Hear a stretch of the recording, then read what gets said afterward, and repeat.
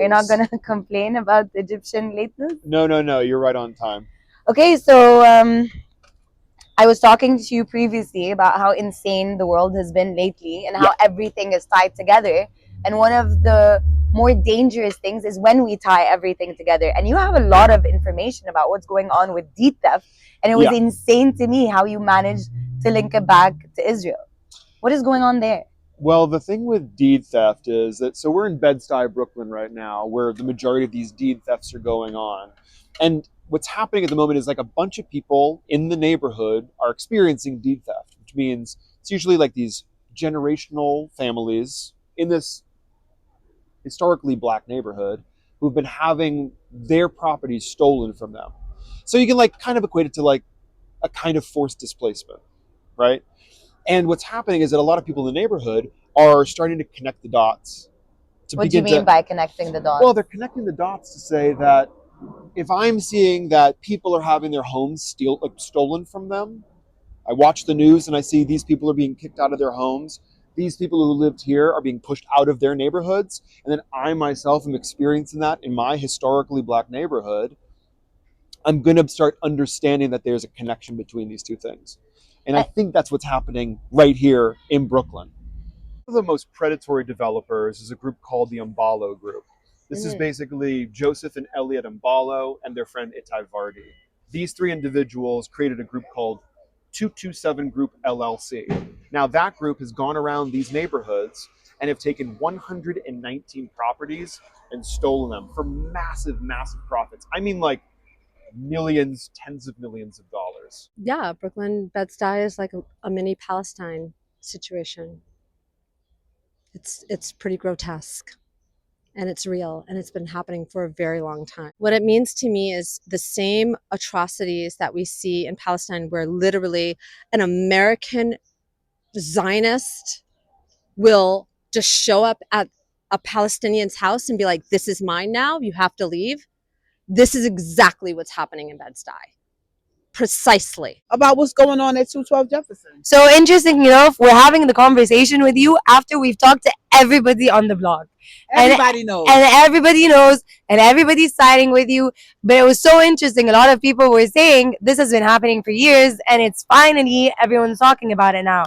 Why is it now that people are talking about it? Why do we need to talk about it? And what is happening? I think that, yes, you're correct. It's been happening for years. I think a lot of people didn't know where to go, where to start. And I think what makes us a little bit different is we collectively came together. We could collectively have been on, I think because we were in a group saying these are our problems, these is what's happening. We did it collectively and we just kept pushing every aspect of it. Like, this is a problem and you need to address it. To the point where it was like, okay, you got to address it. So we kind of forced our way into it, but as a group. It wasn't, singly, dealing with it alone. Yeah, when you're collective, you're way more powerful. So for those who don't know, what is happening with your house right now? Well, what happened with my house is it's several things, right? It's a deed theft case. And the reason why they want to downplay it, because it's the courts that did it, right? It's the conservator that illegally signed off on the property. She is a conservator in the state of Georgia. She didn't have jurisdiction in New York to sell off the property, and she did it. She undermined it. My father was in a conservator in a guardianship in the state of Georgia. My father came here for a funeral. He was allowed him to come here. He came here for a funeral. And while he was here, we were telling him some of the things that had been happening. And so then while he was here, the beginning of January of 2024, that's when the 227 broke into my property and said they were the new owners. And then the ball started rolling from then. Who are the 227 for those who don't know? They're a bunch of, this is their tactics. It's a shell LLC that orchestrate behind businesses, and so this is what they do. They have multiple businesses and they acquire property and steal properties from a portion of a partition of a family member, and that's what they did. So we're hearing about these two brothers and their friend. Who are they? What should people know about them? Well, definitely stay away from them. Don't don't inquire any portion of your property, because that's what they do. They find family members that may even have similar names. They may not even be relatives, and they, try to get a portion of the property, and then they try to force the sale on you. So, I mean, the Embalo brothers are one.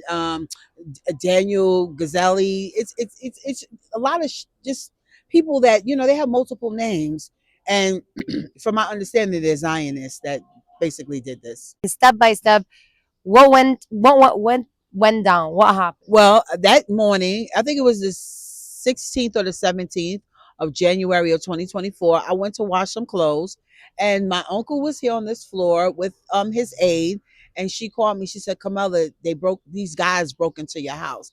And I said, "Okay." And I walked from Bedford all the way down. It's like 2 blocks. I walked down, and then I was called 911, and I said to the operator, because I know their play.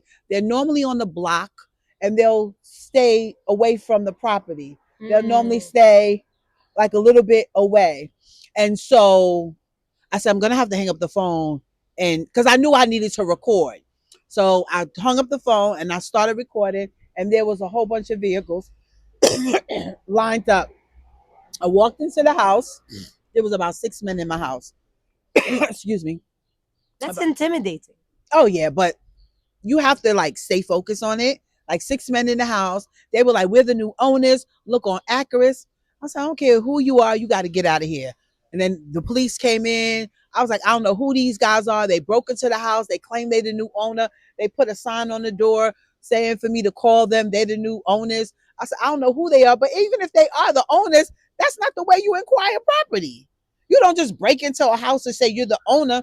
And then all your clothes and stuff were inside? I just went to go wash clothes. Everybody was in the house. Everyone was in the house. And then the police came, and they were looking over different documents, and they were like, I could tell the story. So I could tell someone that may experience this some of the things to look forward for too. Like, they'll try to get one ground, they'll try to get another floor, they'll break in when you come out your house. Like that vehicle, like a vehicle like this, that's dark. Automatically pay attention to that. Look at it, observe it. Who's in the front? Like, these are the things that That's so scary. That's not normal. It is, but this is where we're at, and this is why they're able to do it, because no one really was able to tell the story. But I could tell the story of my experience and what I experienced to tell other people what to look for. Always when you come out your property, you look. Like any car that's tinted, dark, I'm going over to it, and we looking at the car instantly. Like any cars, we're looking, because that's what they do. They stake you out. They're predators. I know, they're predators. So because of that, we're like, you let them know that we know what you do. We know your play. I mean, it's to the point where they could even rent a room across from and watch you. I know it seems yo, do they? Yeah, they have people over to watch you. You guys know this is not normal, right? We know it's not normal. It's become your normal. But they don't know that it's not normal, but we equipped for it. And how are you equipped for it? I mean, how do you stand your ground? How do you do this? It's become a thing. You have no other choice but to stand your ground, because you know that the court failed you. Every document, it's so obvious it's the court. How is it that everybody in this sector, you didn't even let one person get their home? Right? Even with a lawyer, not people that are fighting these cases, you let everybody lose. You mean everybody was wrong in this area to fight for their property? Everybody was wrong. And you have all these complaints, right? You have 3,500 complaints, and you're saying out of the 3,500, and that's what they're saying. They don't even want to give the statistics and the numbers. And talk about that has played a part in this. Sure. So not only is it the city itself, you're totally right. The police have to come serve the eviction notice. But for example, like in Carmella's case, she ended up going to Rikers Island because of formalities within the court process. So who has to execute that? That has to be a judge. Okay. So the Supreme Court judge that's on her case, her name is Rachel Fryer. Rachel was the one who threw out this case of this deed theft, and then instead of actually taking care of Carmella, threw into Rikers for 6 days. And who is this person? Who is this Rachel? Rachel's really interesting. Rachel is the first Hasidic judge in New York State. She's done a lot of work in the city, you know, propping up Hasidic young women, working in the ambulance system here within the Hasidic community. She also happens to be representing the Supreme Court that holds a lot of these deed theft cases. You said that at one point they took you to jail. Oh yeah, I was in Rikers Island for 6 days. Oh, Yes. why? Fry, because she said that I for disobeying her orders. Because I did not. You know what? You're not surprised at any actions. Honestly, truly, I was like, all right. I really felt bad for her because I was like, what you did was very impulsive. You had no evidence, and the repercussion behind it. Like, why would you do that? Like, I've never been to jail before. I'm not a threat. Why would you risk your career to do that? And has she risked her career? Absolutely, because I'm gonna do everything to get her removed off of the bench. Yeah, she violated it. So if you know that, you would probably get rid of someone that you're taking their property from. I could send them on holiday for a month, and That's right. I could send them away, let them think they're going on a trip, and if they don't answer within the time frame, you automatically lose on default. so I can come back home and find that my home's been taken. That's right. Easily can come home and your home is taken. Now I feel like, if any of us go on vacation, we have to have someone watching our property. You can't go on vacation. You can't do the basic things that people do. You'll come back and somebody will be in your home. This is how serious this is. And then it's another thing where they know you're vulnerable because they can see if you up on your taxes, your water bill. You can see all those things, and then you can put liens on your home for that. Somebody can actually pay money on your water bill or on your property tax and have it put a lien on it. So when it does become sale, you have to pay them the money that you paid out plus interest. Like I said, go downtown Brooklyn to the deed place and put an enhancement notice on your property. So if somebody does inquire about your property, at least you know who it is. One of our coalition members, a lawyer told him that, it's common conversations for lawyers to be saying right now that the foreclosure courts is the new trading ground for Black and brown people's generational wealth, right? So it's a targeted attack, right? It's people, it's a lot of people who are asset rich and kind of cash poor, so to speak. Physical abuse does not annoy me as much as the injustice or the disrespect. And I feel there's a lot of disrespect. And one woman we interviewed was talking about the entitlement of it all. Oh my God. How does it make you feel? And forget the keywords and talking seriously. How does it make you feel? Yo, really, how it make me feel? It make me want to do something to somebody. You know what I mean? But then you're gonna be the angry Black man. Exactly, that part. You know what I mean? So it's like, we have to practice emotional intelligence. Or like the fact that I had to realize the other day, I haven't seen my mother in a couple of years because of all of this. So things like that drives me to say, I'm gonna get you because you put me in a situation where I can't enjoy like regular things. So because I can't enjoy it, you gonna have to pay for it. Oh. Yeah, it consumes your whole persona. Listen, I called my mother on Mother's Day and I FaceTime her and she was like, oh my God, I'm so glad to see you. And I'm like, Ma, I talk to you. But it hit me. I'm like, Ma, I speak to you every day. But then I started thinking, I haven't seen my mother in over 2 years. Because I've been fighting this nonstop. I can't move from this fight. So, but then because I can't move, I'm the type of person I want to get you. For you, but they are connected. The same people that's doing it in the West Banks. I didn't believe it at first. Really? I just was like, who? Like, they're like, it's the people in Brooklyn, not just any, like in the US.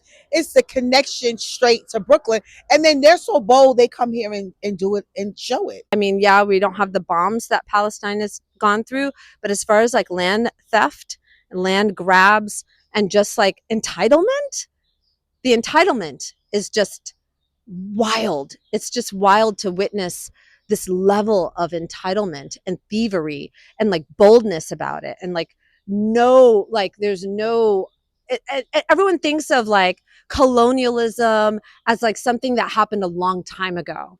Everyone thinks of it as, you know, how the Americas started and wiped out all the indigenous people. They didn't wipe out all the indigenous people. They just changed the names and they changed the laws and they just changed the paper trail. It's not far away from you because it's happening in Bed-Stuy, but it's going to start happening in all the small towns, in all the rural towns. It's going to, because we could say that what's happening here is just a test. So just like they went to Palestine and they just did what they did, and you know, they just walk into your property and take your stuff. They're trying to see who's paying attention, who is fighting back, who's going to stand up for this, because this is just a test. This is the beginning. They're going to start going upstate. They're going to start going Midwest. They're already doing it. We just don't hear about it. But they're going, it's going to happen in Miami. It's going to happen in Florida. It's not just going to be Black communities. It's going to be whatever communities are vulnerable. So